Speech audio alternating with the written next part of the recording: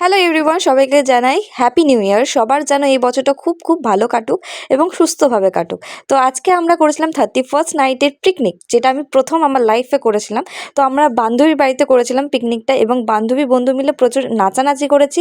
এবং মেনু কী কী ছিল শুনবে? তো মেনু ছিল চিকেন কষা, এখানে চিকেন কষার মধ্যে মধ্যে ভাগ বসানো শুরু করে দিয়েছে, কারণ হচ্ছে এখানে কষা মাংস থেকে সবাই খেয়েছে, যেহেতু আমিও খেয়েছি, মিথ্যা কথা বলবো না। তারপর প্রচুর আবার নাচানাচি করেছি। যেহেতু মেনুটা বলছিলাম তোমাদেরকে বলি, চিকেন কষা হচ্ছে এবং চিকেন বিরিয়ানি হচ্ছে, স্যালাড ছিল। তো তারপর 12টা বাজার সাথে সাথে আমাদের নিউ ইয়ার সেলিব্রেট হলো, কেক কাটিং করে, তারপর ফটকা বাটলো দিয়ে আবার আমাদের নিচের নাচ শুরু করে দিলাম এবং প্রচুর নাচানাচি করেছি, যেটা সত্যি কথা।